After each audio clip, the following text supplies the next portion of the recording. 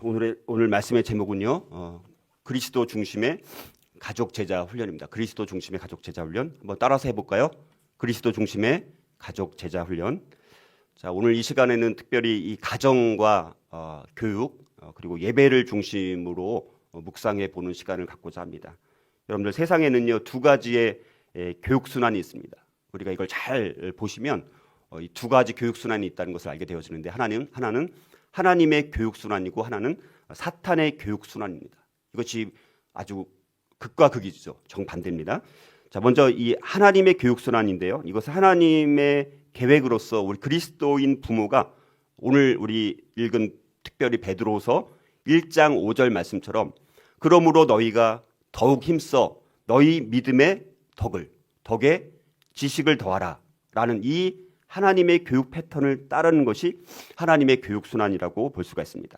자, 그리스도인들은 믿음을 통해서 구원을 얻는데 그 구원을 얻은 것에만 우리가 만족해서는 안 되겠죠. 그래서 베드로는 그리스도께서 성도들의 거룩한 삶을 추구하는 데 필요한 모든 영적 자원을 다 주셨기 때문에 우리 그리스도인들이 그 자원을 바탕으로 자발적으로 자원하는 마음으로 성숙을 향해서 계속해서 진보해 가야 될 것을 말씀하고 권면하고 있다는 것입니다. 다시 말해서 균형 있는 성장을 향해서 계속해서 우리의 믿음이 자라가야 될 것을 말씀하고 있습니다. 자, 그런데 이 교육순환 가운데 또 하나는 사탄의 교육순환입니다. 자, 사탄은 하나님의 이 교육순환을 세속의 단검으로 베어버리고자 수단과 방법을 가리지 않는다는 것이죠. 사탄은 하나님의 백성들인 그리스도인들을 속여가지고 하나님 나라에 대한 그들의 상속을 빼앗고자 모조품을 만들어냅니다.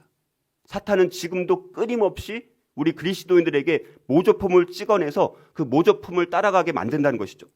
그래서 이 세속적인 교육은 모조품을 만들어내기에 아주 분주하다라는 사실입니다.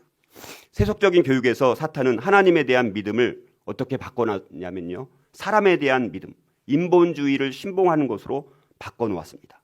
인본주의를 더 신봉하게 만들어서 믿음을 버리고 인본주의, 세속주의적인 가치관에 따라가게 만든다라는 것입니다.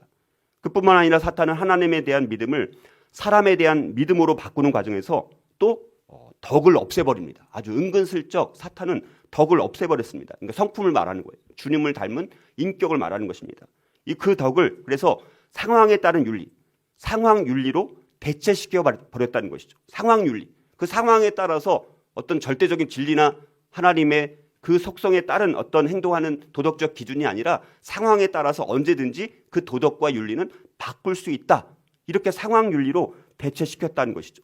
그래서 그런 결과로 세속적인 교육은 하나님 중심과 절대적인 것 대신에 인간 중심적이고 상대적인 지식만 남게 만들었다라는 사실입니다. 그래서 가정을 회복하기 위해서는 사실은 이 교육의 회복이 절대적으로 필요합니다. 그래서 가정과 교육은 뗄래야 뗄 수 없는 밀접한 관련이 있다는 것이죠.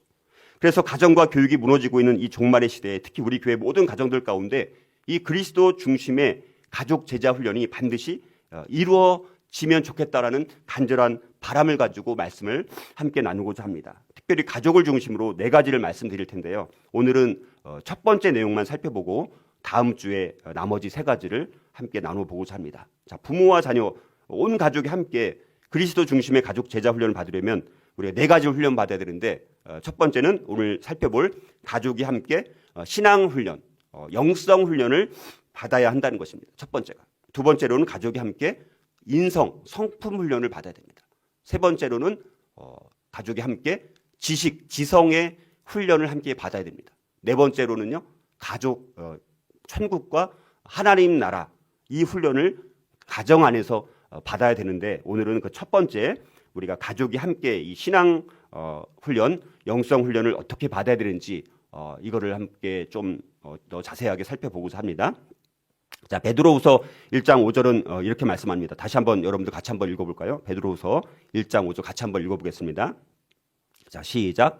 그러므로 너희가 더욱 힘써 너희 믿음의 덕의 지식을. 자, 여기 제일 먼저 나오는 것이 바로 뭡니까? 믿음이 나오고 있습니다. 여기 믿음이라는 것은 우리의 신앙을 말하는 것이고 두 번째로 나오는 덕이라는 것은 우리의 성품, 인격을 말하는 것이고 지식이라는 것은 아까 말씀드렸던 세 번째 이 지식, 지성 이거를 말하는 거예요. 이 순서대로 이 우선순위에 따라서 이렇게 나와 있는 것을 보게 됩니다. 자, 첫 번째로 나오는 것이 우리의 믿음이라는 것이죠. 우리 신앙이 가장 중요하다라는 부분입니다. 믿음이라는 것은 전적인 하나님의 선물이죠. 하나님의 그 선물에 대해서 감사해서 하나님의 그 은혜에 대해서 응답하는 것이 바로 믿음이라고 할 수 있습니다.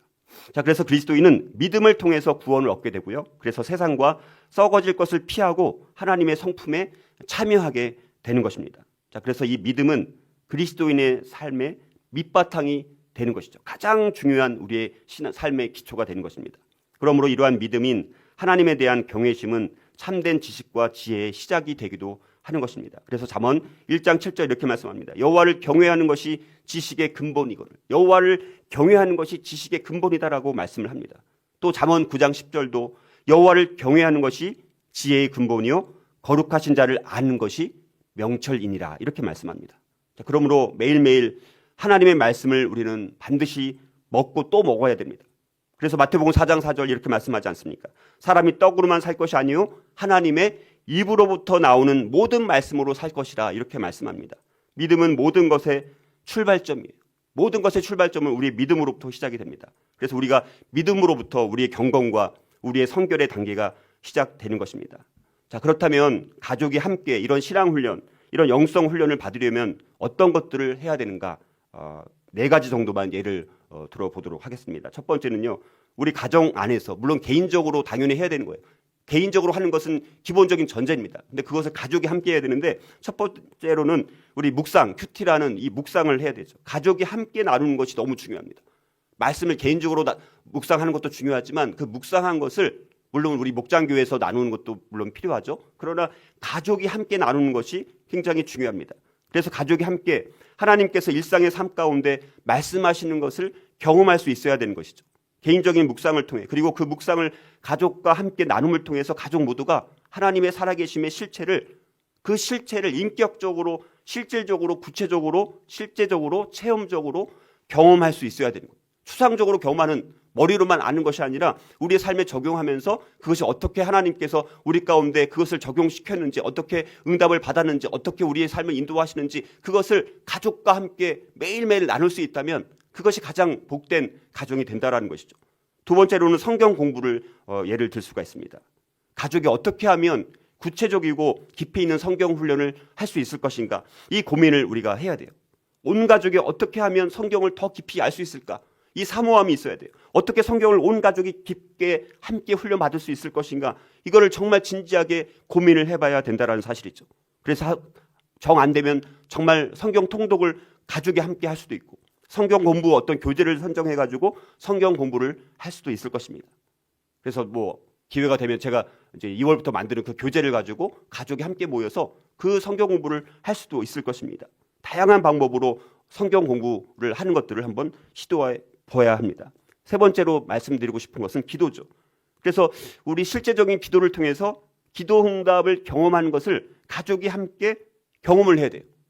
그러려면 가족의 기도 제목을 알아야죠. 아내의 배우자의 기도 제목, 우리 자녀들의 기도 제목이 뭔가, 자녀들은 부모님의 기도 제목이 무엇인가 이거를 함께 가정 예배를 통해서 이걸 확인해 보고 그리고 그 기도가 어떻게 하나님의 역사하심으로 응답되었는가 이거를 계속해서 확인하는 우리의 신앙이 살아있는 실제적인 신앙이 되는 것이 너무너무 필요하다라는 것이죠. 우리가 그것을 정말 회복하기를 정말 사모하면서 자 그런데 지금 이렇게 말씀드린 이런 신앙 훈련을 하려면 어떻게 무엇부터 시작하는 것이 가장 그것이 정말 실제로 이루어질 수 있을 것인가 이거를 제가 많이 요즘 기도를 하면서 묵상을 하면서 저에게 강력하게 주시는 말씀은 예배자로 우리가 서야 된다는 거예요. 모든 우리 성도들과 우리 자녀들이 다 예배자. 근데 그것은 어떻게 가능한 겁니까? 가정 예배죠. 가정 예배. 우리가 주일날 드리는 이 예배 이것은 사실은 가장 기본적인 것이죠.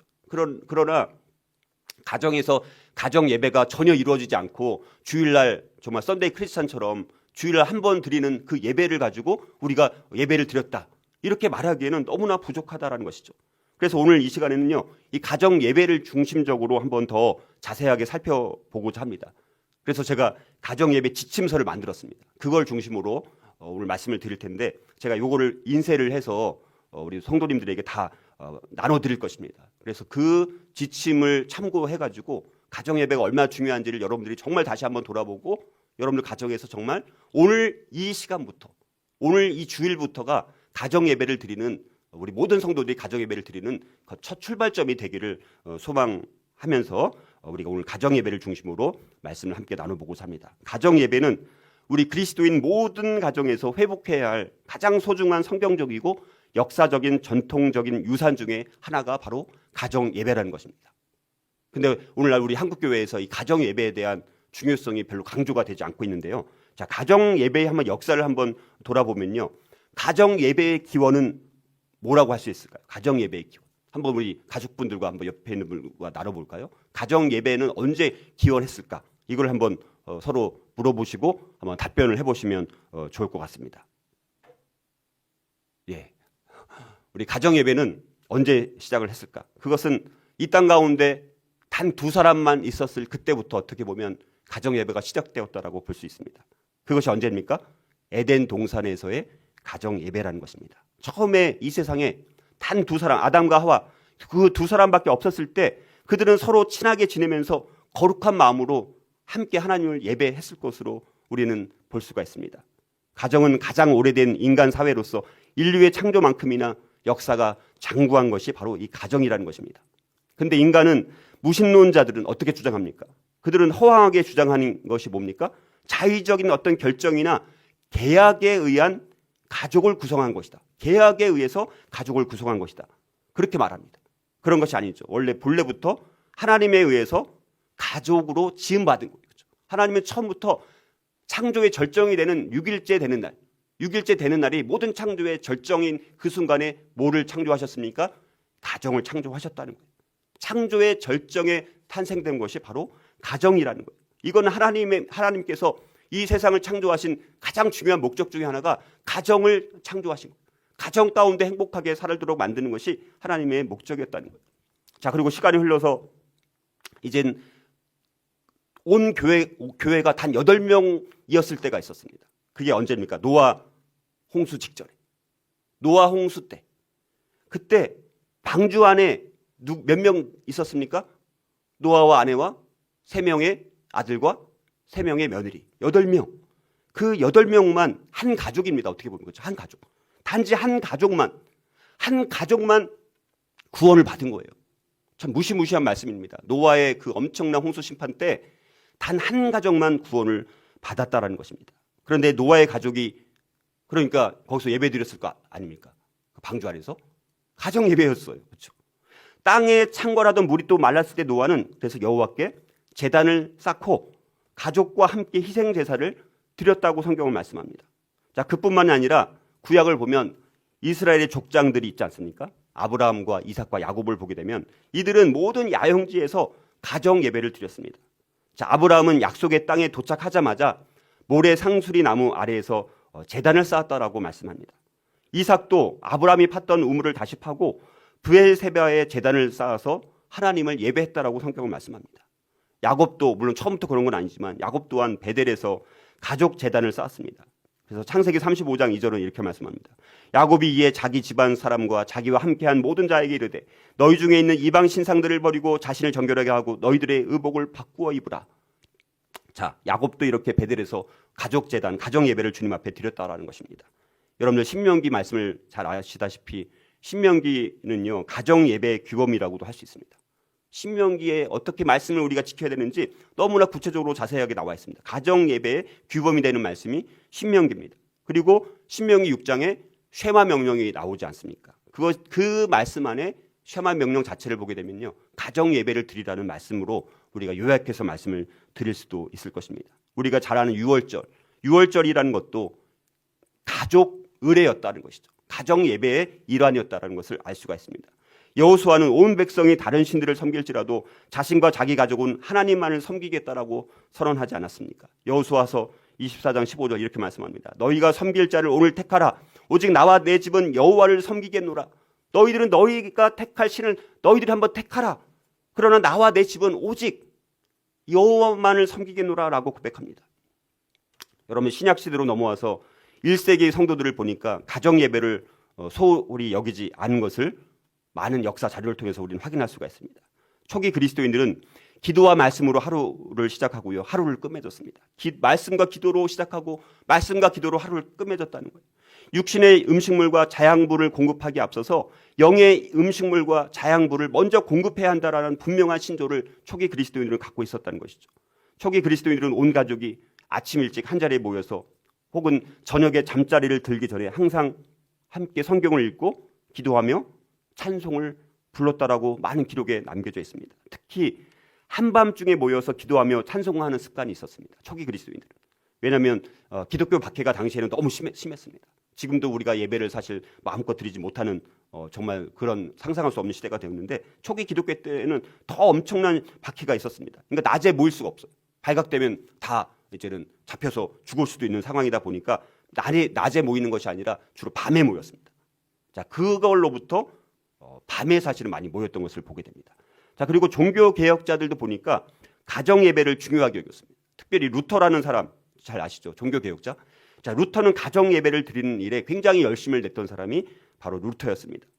그리고 이제 가장 또 유명한 성도들 중에 하나가 스코틀랜드의 교회. 이 스코틀랜드라는 나라가 굉장히 신앙이 깊은 나라입니다. 이 영국의 이 북쪽에 있는 지역이죠. 스코틀랜드. 그 성도들도 정말 비율로 봤을 때는 가장 많이 가정 예배를 드렸던 지역이 바로 이 스코틀랜드 지역이 아니었을까? 저는 그렇게 생각을 해보는데요. 그리고 또 청교도들도 가정을 작은 교회로 생각을 했었죠. 그래서 이 가정 교회에 대한 중요성을 많이 강조했고 가정에서 가정 예배를 계속해서 드렸던 것을 보게 됩니다. 자, 그런데 점점 교회 안에 이제 세속 풍조가 들어옵니다. 자유주의 신학이 점점 들어오면서 그 물결에 이제 밀려들면서 가정 예배가 점점 쇠퇴하기 시작했다는 것이죠. 자, 이렇게 보니까 교회의 힘이 자꾸 떨어진 이유가 저는 뭘까? 물론 많은 것들이 있겠지만 저는 이 가정 예배가 이 교회들이 점점 쇠퇴하는 가장 결정적인 원인 중에 하나가 바로 가정 예배가 아닌가라는 그런 마음이 참 많이 들더라고요. 그래서 모든 것을 다시 회복하려면 가정 예배가 회복되는 것이 너무너무 중요하다라는 그런 마음을 갖게 되었습니다. 그래서 우리가 이제 우리 문화에서도 교회에서조차 심지어 사실 교회에서조차 경건을 찾아보기 어려운 그 원인 중에 하나가 그리스도인 가정들이 가정 예배를 드려야 될 이 의무를 무시하거나 소홀히 여기거나 아예 우리가 드리지 않기 때문이 아닌가, 드리더라도 혹시 형식적으로 드리는 때문이 아닐까라는 것을 돌아보게 됩니다. 자, 그래서 우리 가정 예배는 뭡니까? 모든 가족들이 한 자리에 모여서 가정에서 하나님을 예배하는 거예요. 그래서 모든 가족들이 준수해야 될 가정의 의무가 사실 가정 예배입니다. 심지어 옛날 이 장로교에서 일부는요, 목사의 그 사역 중에 중요한 사역이 뭐냐? 가정을 돌아다니면서 가정 예배를 드리고 있는지 그걸 확인하는, 그게 중요한 사역이었다라는 거예요. 그만큼 가정 예배가 중요하다라는 것입니다. 가정 예배는 하나님을 경외하는 가운데 그분의 은혜에 감사하며 가족의 소원과 유혹과 위험과 죄에 대해서 직접 하나님께 가족이 함께 아뢰는 시간이 바로 가정 예배입니다. 가정 예배는 혼자가 아니라 우리 가장이 아내와 자식들과 함께 손을 잡고 하나님 앞에 가족이 함께 나아가는 거예요. 사랑하는 가족과 함께 하나님을 예배할 때 기쁨과 은혜와 평강의 배가 되는 그런 축복을 경험하게 된다는 것이죠. 하나님의 언약의 자녀들은 주님의 권고와 양육을 받으면서 반드시 자라나야 돼요. 이 말은 다시 말해서 그리스도인들의 자녀가 하나님을 경외하며 하나님의 나라에 충성하도록 양육해야 된다라는 그런 말씀입니다. 우리가 가정 교육을 하는 이유가 뭡니까? 가정에서 교육을 하고 자녀를 바르게 양육하는 그 이유가 뭡니까? 가족 모두가 함께 바로 삼위일체 하나님, 그 하나님의 신실한 예배자로 훈련받기 위해서라는 거예요. 우리가 하는 교육의 모든 목적은 하나님의 신실한 예배자로 훈련받는 것이 교육의 가장 중요한 목적이라는 것입니다. 가정 교육을 통해서 하나님 아버지와 아들 예수 그리스도와 성령을 예배하고 높이는 일, 하나님께 영광을 돌리고 그분을 예배하는 것이라는 거예요. 교육의 핵심 목적도 우리 그리스도인들이 하나님을 예배하는 신실한 자들로 훈련하는 것입니다. 예배는 우리의 모든 배움의 목적입니다. 우리가 배워야 되는 모든 배움의 목적이 뭐냐? 한마디로 말하면 하나님을 예배하는 거라는 거예요. 왜냐하면 예배가 인생의 목적이기 때문이에요. 우리 그리스도인의 목적은 뭐냐? 하나님을 예배하는 거예요. 우리 인생의 목적이 뭐냐? 하나님을 예배하는 것입니다. 여러분들, 예배가 인생의 목적인 이유는 그것이 하나님 나라의 신실한 백성에게 주어진 가장 큰 영광이라는 거예요. 우리가 하나님을 예배한다는 거, 우리가 그리스도인 되었고 하나님의 백성이 되었다는 거, 그 중에 가장 큰 명예가 뭐냐, 영예가 뭐냐, 영광이 뭐냐? 하나님을 예배하는 거. 아무나 하나님을 예배할 수 있는 것이 아니지 않습니까? 거룩하신 그 하나님의 자녀들만 하나님을 예배할 수 있는 것이기 때문에 우리가 이 예배는 너무너무 중요한 큰 영광이라는 거예요.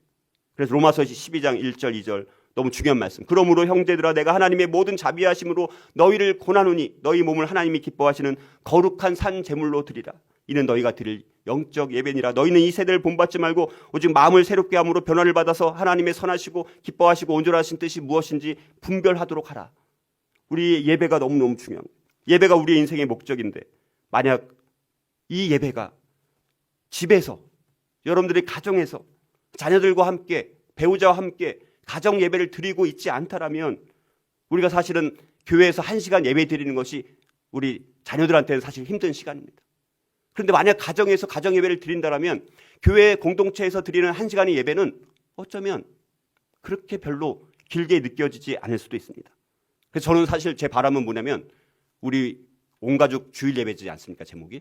그래서 아이들도 사실 함께 다 같이 예배를 드리는 것, 이게 저의 소망 중에 하나인데, 만약에 우리 여러분들의 가정에서 가정 예배를 매일매일 드린다면 우리 공동체 예배도 우리 가족이 함께 예배 드리는 것이 어렵지 않지 않을까, 그런 기대감을 해보는데, 여러분들 어떻게 아멘 하시나요? 여기서는 안 들리지만 아멘 하신 줄 믿습니다. 자, 그래서 이 가정 예배를 회복하라라는 아주 이 유명한 책을 쓴 이제 목사님 중에 하나가 매튜 헨리라는 분이 계십니다. 매튜 헨리 아마 들어보셨을 거예요. 엄청난 방대한 양의 주석을 쓴 사람이에요. 어마어마한 양을 썼습니다. 자, 그래서 이 매튜 헨리가 가정 예배를 회복하라는 책을 썼는데, 여기에는 가정교회에 관한 설교입니다. 가정교회에 대한 말씀이에요. 자, 근데 이 매튜 헨리는 모든 그리스도인들이 가정 안에 교회를 세워야 됨을 막 역설하면서 그 방법이 뭐냐? 가정 예배를 회복하는 길이 가정을 회복하는 길이고, 가정을 교회로 세우는 첫 번째 길은 뭐냐? 가정 예배가 반드시 회복돼야지만 가정이 회복이 되고 가정이 교회로서의 기능을 발휘할 수 있다는 것입니다. 교회와 사회를 위한 축복의 출발점이 바로 가정교회에 있는데, 그것은 가정 예배로부터 시작이 된다는 것입니다. 여러분들 기독교 부모를 둔 많은 자녀들 중에서도 하나님을 경외하지 않고 아주 좋지 않게 된 경우가 너무나 많습니다. 우리 주변에 보면 장로님의 자녀인데, 목사님의 자녀인데, 그렇게 근데 아주 결과가 좋지 않은 경우가 참 많습니다. 그렇게 된 이유는 뭡니까?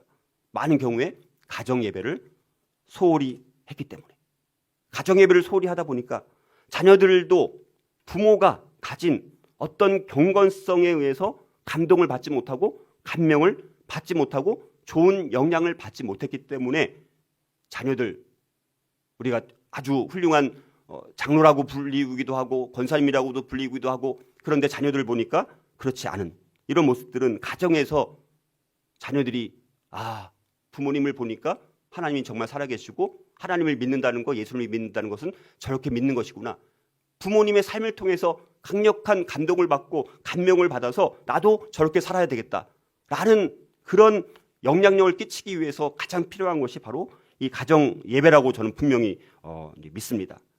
그래서 가정 예배의 찬송 소리, 그리고 가정 예배를 드리는 그런 것을 통해서 정말 삶이 거룩한 삶으로 바뀌고, 그런 것을 통해서 우리 가족들이 하나님을 사랑하고 하나님께 정말 예배한다라는 분명한 고백이 있어야 돼요.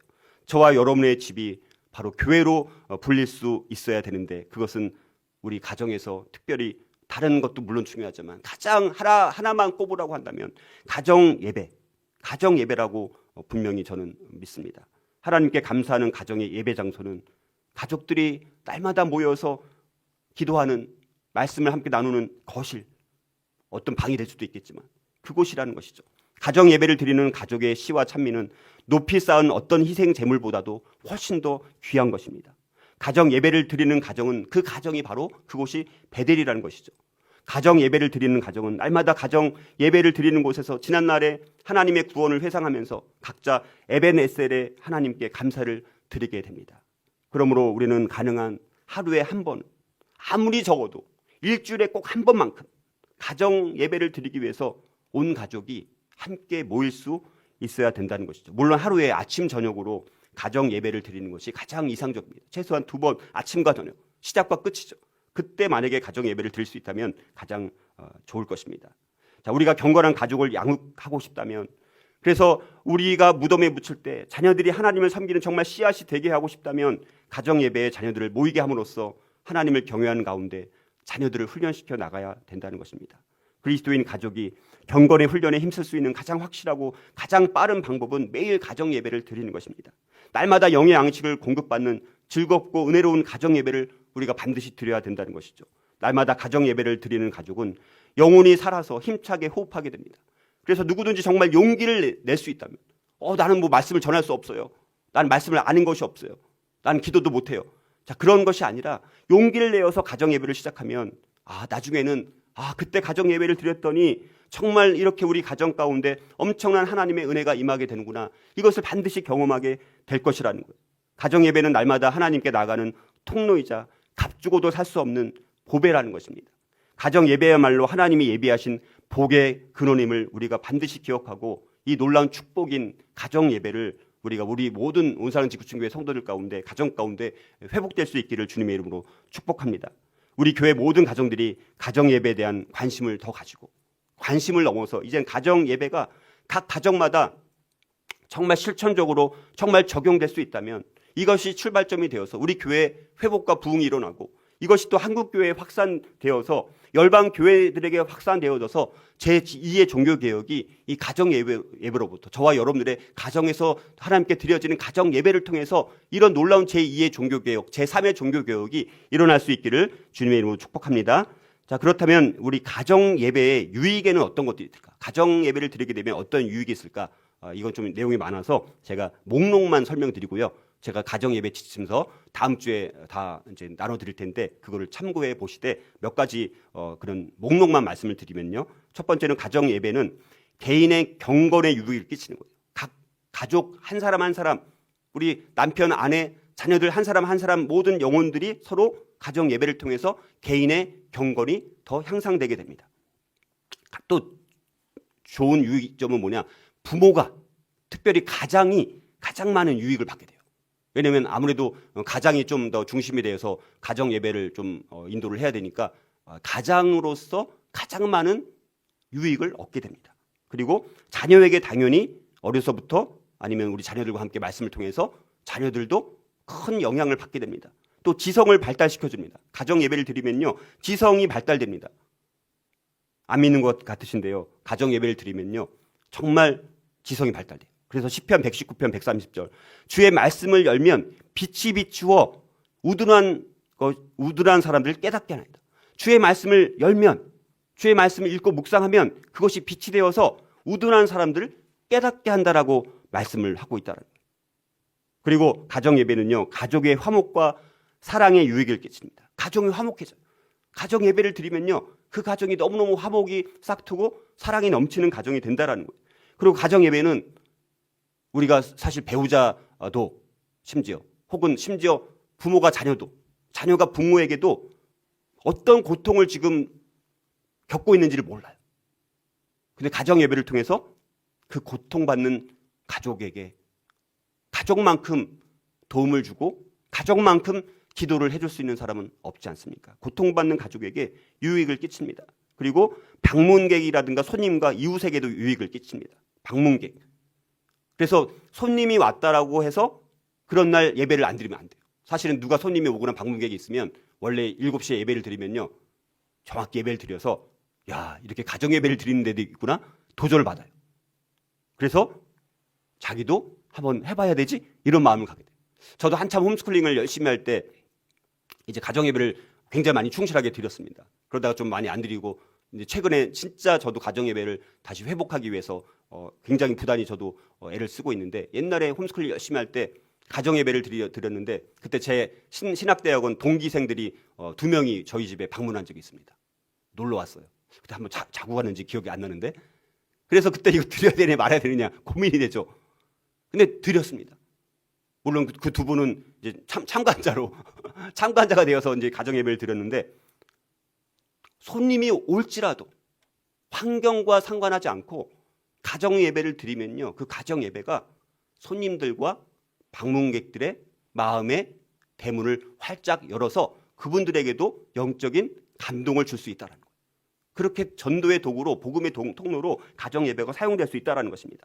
또 가정 예배는요, 이 바른 기독교 교리를 세우는데 아주 도움이 됩니다. 성경을 읽고 같이 나누고 묵상하면서 기독교 교리가 바르게 정립이 되고, 가정 예배는 교회에도 유익을 끼칩니다. 만약에 우리 교회 모든 성도님들이 가정 예배를 드리면요, 가정 예배 때 뭘 합니까?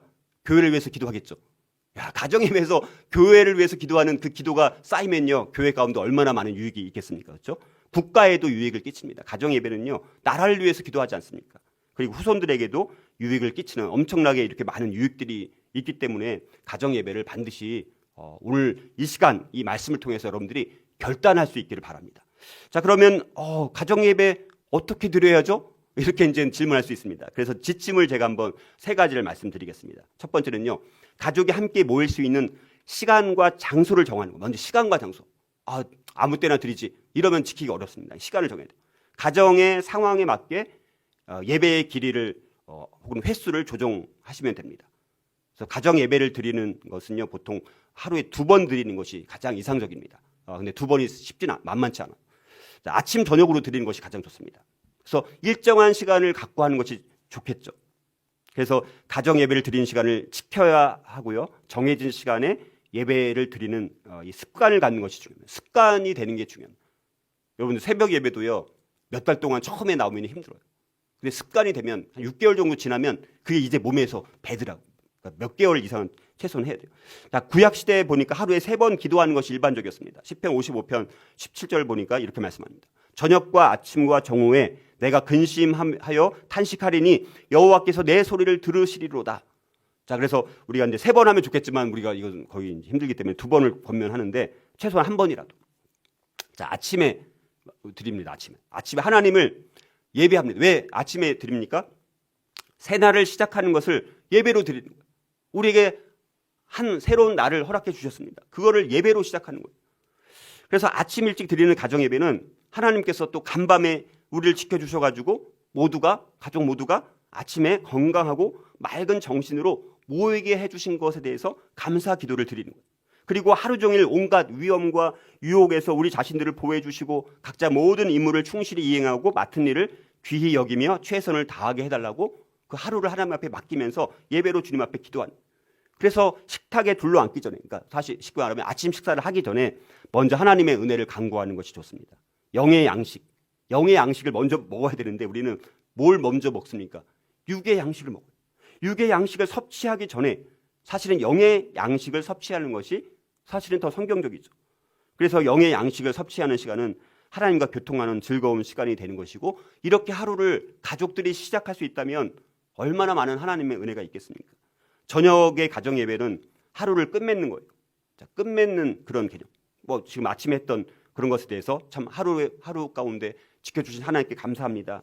잠자리 들기 전에, 혹은 식사 전, 혹은 식사 후에 할 수도 있어요. 저녁에는 조금 더 유연성이 있으니까 각 가정의 상황에 맞게끔 예배를 드리시면 됩니다. 자, 2번째 지침은요, 형식과 방법. 어떤 형식을 갖고 어떤 방법으로 해야 될지 저는 잘 모릅니다. 여러분들 이것이 어려우면 가족이 성경 말씀 한 장이나 아니면 한 절이라도 읽고 기도라도 하고 끝내면 돼요. 처음에 너무 어려우면요. 너무 어렵게 생각하지 마시기 바랍니다. 자유롭고 편안하게 가족이 함께 이야기를 나눌 수 있는 분위기를 만드는 것이 필요합니다. 그래서 부모님이 물론 인도자 역할을 하지만, 그러나 모든 것들이 또 부모님 위주로 하는 것보다는 또 자녀들도 적극적으로 참여할 수 있도록 만드는 것이 중요하고, 그래서 청교도들은 가정을 작은 교회로 생각했다고 말씀드렸죠. 그리고 아버지는 그 가정교회의 목사로 생각을 했습니다. 자기 가족을 감독하며 목양하는 것이 아버지의 첫 번째 중요한 의무였다는 것입니다. 그래서 가정 예배를 인도하는 것은 집안의 가장인 아버지가 하는 것이 가장 이상적이지만, 그러나 상황에 따라서는 어머니가 할 수도 있고, 또 때로는 자녀들이 필요에 따라서는 할 수도 있습니다. 그러나 중요한 것은 누가 하든지 미리 준비한 상태에서 어느 정도 정해진 순서를 따라서 유연성 있게 진행을 하시면 좋을 것 같습니다. 어찌됐든 가정 형편에 맞게 우리가 최상의 선택을 하는 것이 중요합니다. 하다 보면요, 우리 가족한테 맞는 예배의 형태가 나오더라고요. 이것저것 이렇게 하다 보면요, 하나님께서 인도해 주세요. 가정 예배를 드리려고 하는데 하나님께서, 성령님께서 당연히 지혜를 주시겠죠. 그러면 그 가정에 맞는 가정 예배가 나와서 가정 예배를 드리면 드릴수록 가정 예배의 그 영적인 부분이 더 깊어지는 엄청난 축복을 경험하게 됩니다. 자, 가정 예배의 또 세 번째 지침은요, 태도와 마음을 소홀히 여겨서는 또 안 되죠. 자세가 중요합니다. 경건한 자세로, 은총과 간구하는 심령으로, 영과 진리로 하나님을 예배하는 그런 자세를 가져야 됩니다. 그래서 우리는 부부밖에 없는데요, 당연히 부부끼리 두 사람이 예배 드릴 수 있습니다. 두세 사람이 내 이름으로 모인 곳에는 나도 그들 중에 있느니라고 성경은 분명히 말씀하고 있습니다. 가정 예배가 하나님의 은혜를 함께 나누며 의로 교육하는 거룩한 도구가 될 수 있도록 하나님 앞에 기도하면서 여러분들이 나아가면 된다라는 것이죠. 가정 예배가 또 경건하고 또 교훈적이고 즐겁고 사랑스러운 예배가 되게 하기 위해서 온 마음을 다해서 하나님을 향한 그 마음과 가족을 사랑하는 마음으로 함께 하게 되면 하나님께서 반드시 은혜를 주시게 되어 있습니다. 자, 그래서 우리가 너무 때로는 이 가정 예배에 대해서 정말 혹시 형식적으로 드렸거나 아니면 무감각하거나 전혀 드리지 않았다면 정말 우리 자신의 모습을 한번 돌아보면서 우리가 가정 예배, 하나님의 도우심으로 가정 예배를 함께 여러분들이 드리면 그 안에 은혜와 기쁨이 넘치는 정말 축복된 그런 은혜들을 경험하게 되는 것을 저는 여러분들에게 진짜 꼭 말씀을 드리고, 저도 그래서 더 가정 예배 드리기 위해서 저도 힘쓰기로 우리 성도님들에게 저도 고백을 하고 우리가 함께 가정 예배로 나아갔으면 좋겠는데요. 그럼 가정 예배의 요소는 어떤 요소가 있어야 되냐? 기쁨을 누리는 은혜의 시간이 가정 예배가 되기 위해서는 세 가지의 기본 요소가 있습니다. 첫 번째는 찬송이고, 두 번째는 성경 읽기와 말씀, 세 번째는 기도. 요 세 가지 요소가 가정 예배 가운데 있으면 아주 좋을 것 같은데요. 먼저 가정 예배 때 하나님을 찬송하는 것. 우리가 하나님을 찬송하는 것. 창밖으로 내민 라합의 붉은 줄처럼 찬양을 한다라는 것은 신앙심을 표현하는 거예요. 우리 집에서 찬양하면 옆집에서 괜히 시끄럽다라고 신고하지 않을까? 여러분들 신앙심을 표현하는 거예요. 오히려 더 표현해야 돼요. 야, 저분들은 집에서도 예배를 드리네? 오히려 예배를 안 드리는 것이 이상한 거죠. 저 사람들은 교회를 다닌다고 하는데 집에서 찬송 소리가 한 번도 안 나요. 그러면 의심스러운 것 아닙니까? 하나님을 찬양함에 있어서 우리는 영과 진리로 찬송하면서 아름다운 곡조에 우리의 마음을 실어서 하나님께 사랑을 고백하는 거예요. 찬송도 하나님께 사랑을 표현하는 고백의 시간입니다. 가정 예배 시간에 하나님께 드리는 이 찬송은 가족의 신앙심을 고취시킵니다. 성령께서 하나님을 찬송하도록 우리의 마음을 감화시킨다는 것이죠. 신앙의 교육과 교육의 도구가 됩니다. 찬송을 함으로 신앙 교육의 중요한 도구가 된다는 것이죠. 그래서 성경 에베소서 5장 19절 20절을 이렇게 말씀합니다. 시와 찬송과 신령한 노래들로 서로 화답하며 너희의 마음으로 주께 노래하며 찬송하며 범사에 우리 주 예수 그리스도의 이름으로 항상 아버지 하나님께 감사하라, 이렇게 말씀합니다. 골로새서 3장 16절도 이렇게 말씀합니다. 그리스도의 말씀이 너희 속에 풍성히 거하여 모든 지혜로 피차 가르치며 권면하고 시와 찬미와 신령한 노래를 부르며 마음의 감사함으로 하나님을 찬양하라. 예배는요, 찬양하는 것입니다. 가정 예배 가운데 찬양을 많이 하시기 바랍니다. 그래서 이 찬송은요, 예배에 집중하게 합니다. 가족의 신앙과 신앙의 지식과 경건심을 향상시키게 됩니다. 그래서 사실은 어릴 적부터 가정 예배를 통해서 찬양을 통해서 찬양하는 습관을 길러주면 좋을 것 같고, 우리 교회 참 찬양을 잘하는 성도님들이 참 많습니다. 그래서 가정 예배 가운데 찬양이 회복되어서 우리 교회도 더 하나님을 찬양할 때 화음을 가지고 하나님을 찬양할 수 있다면 얼마나 좋을까, 이런 바람을 갖고 있고, 고린도전서 14장 15절 내가 영으로 찬송하고 또 마음으로 찬송하리라, 이 말씀에 우리가 정말 이 말씀의 고백을 우리도 할 수 있어야 된다는 것이죠. 매일 진정으로 하나님을 찬양하는 가족은 끊이지 않고 샘솟는 새로운 기쁨의 근원을 발견하게 됩니다. 가정 예배의 찬양은 우리들로 하여금 피로와 근심을 잊게 만들고 새 힘을 공급해주고 우리 자녀의 영혼을 맑게 해주면서 우리의 기쁨이 충만하게 되는 아주 좋은 도구가 된다라는 것입니다. 야고보서 5장 13절도 이렇게 말씀합니다. 너희 중에 즐거워하는 자가 있느냐? 저는 찬송할지니라. 즐거운 일이 있느냐? 하나님을 찬송하라라고 말씀을 하고 있습니다. 시편 66편 8절도 만민들아 우리 하나님을 송축하며 그의 찬양 소리를 들리게 할지어다. 찬양을 통해서 우리 자녀들도 어려서부터 찬양을 하고 우리 가족 모두가 찬양 가운데 하나님이 임재하신, 찬양 가운데도 하나님의 임재하심을 경험할 수 있습니다. 자, 두 번째 가정 예배의 요소는요, 성경 읽기와 말씀이에요. 말씀. 근데 우리가 말씀을 나누다 보면 너무 훈시를 하게 돼요. 훈시. 그것이 지나친 훈시가 되지 않도록 우리가 나누는 것이 중요합니다. 말씀도 하브루타 방법처럼 함께 나누는 것이 필요하고 서로 축복하는 시간이 되어야 돼요. 그리고 말씀에 대해서 간결하고 또 즐겁고 단순 명료하고 부드럽고 거룩함 이런 것을 말씀 가운데 발견할 수 있도록 우리가 신경을 써야 되고 이런 말씀이 자녀들에게 심령에 잘 전달되게 되면 평생 동안 그 말씀은 자녀들의 삶을 움직이는 지침이 되고 기준이 되는 아주 중요한 말씀이 될 수 있다는 것입니다. 그래서 성경을 또 읽을 때는 성경 66권을 될 수 있으면 한번 전체를 한번 읽어보는. 그래서 아침에는 신약을 읽을 수도 있고 뭐 4장씩 읽을 수도 있고 저녁에는 구약을 읽을 수도 있고 아니면 맥체인식 성경 방법으로 읽을 수도 있고 아니면 뭐 여러 가지 방법으로 다양하게 물론 처음부터 뭐 창세기 1장부터 요한계시록까지 66권 순서대로 성경 읽기를 해도 좋고 또 계속 그렇게 하면 좀 지루할 수 있으니까 다양한 방법으로 성경 읽기를 시도해 보는 것이 좋습니다. 그리고 만약에 할 수만 있다면 부모가 만약에 말씀을 조금이라도 설명해 줄 수 있다면 한 장을 읽고 그 한 장의 전체 개요를 자녀들의 말로 한번 또 설명을 해 주어도 도움이 많이 될 것입니다. 어찌됐든 가정 형편에 맞게 성경 읽기 계획을 세우고 실천하는 것이 중요합니다. 우리가 올해 우리 모든 가정들마다 성경 읽기를 권면을 하는데 그것이 개인적으로도 읽었으면 좋겠고 가정 안에서도 성경 읽기를 시도했으면 좋겠습니다. 그래서 어찌됐든 특별히 말씀을 인도하는 가장 같은 경우에는 조금 부족하더라도 어찌됐든 준비하는 것이 중요합니다. 어찌됐든 준비하면서 결과는 하나님께 맡기면 돼요. 내가 말씀 전할 때 애들이 이상하게 생각하지 않을까, 내 아내가 이상하게 생각하지 않을까, 그런 걸 하나님 앞에 다 맡기고 가장으로서의 영적인 제사장으로서의 복음의 제사장으로서의 그 책임감을 가지고 여러분들이 준비만 하는 심령만 될 수 있다면 그 준비된 걸 가지고 나누게 되면요 은혜가 있게 됩니다. 사실은 은혜가 있을 수밖에 없다는 것이죠. 가정에서 자녀들에게 하나님의 말씀을 가르치기 시작한 것은 언제입니까? 구약시대부터 그렇게 되지 않았습니까? 신명기 6장 6절 9절 아주 중요한 쉐마 명령. 오늘 내가 네게 명하는 이 말씀을 너는 마음에 새기고 내 자녀에게 부지런히 가르치며 집에 앉았을 때에든지 길을 갈 때에든지 누워 있을 때에든지 또 일어날 때에든지 이 말씀을 강론할 것이며 이렇게 말씀하고 있습니다.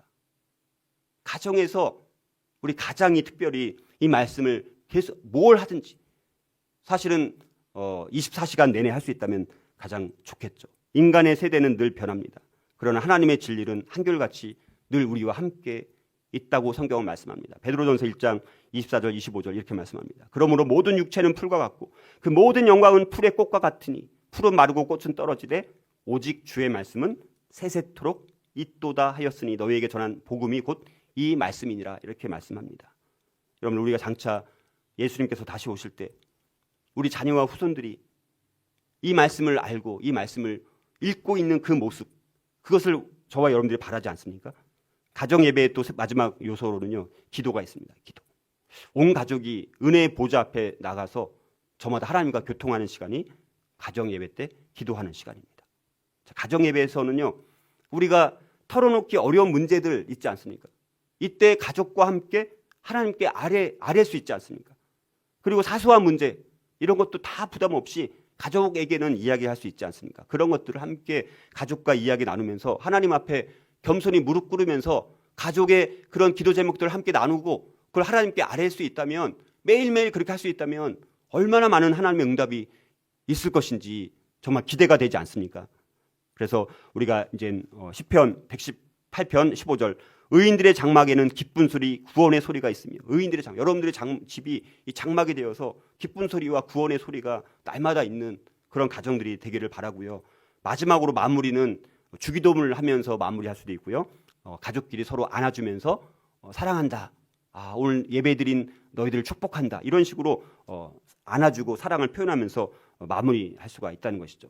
그리고 이제 가정 예배를 드릴 때 이런 축복 기도와 중보 기도를 어떻게 해야 되는지 이것도 제가 예시를 만들어서 가정 예배 지침서에 다 넣어놨으니까 여러분들이 이 지침서를 앞으로 보시고 그리고 다음 주부터가 아니라 오늘부터 어찌됐든 어떤 형태로라도 최소한의 간단한 방법이라도 가정 예배를 한번 이 예배를 마치고 한번 드려보시는 것이 오늘 우리가 정말 우리 교회가 회복되고 하나님 앞에 거룩하게 쓰임받는 출발점이 되는 날이 바로 오늘이 되기를 저는 소망하면서 가정 예배는 자녀에게 믿음을 물려줄 수 있는 가장 최선의 좋은 습관이라는 거예요. 신앙생활이 내가 익숙하지 않아도 누구나 드릴 수 있습니다. 어렵게 생각하면 안 돼요. 정말 하나님 앞에 맡기고 기도하면서 그냥 말씀 한 절이라도 있고 기도라도 하면서 시작을 하시면서 점점 보완해 나가시면 됩니다. 많은 장애물이 있습니다. 가정 예배를 드리려고 하면요 꼭 싸워요. 절대 사탄은 그냥 두지 않습니다.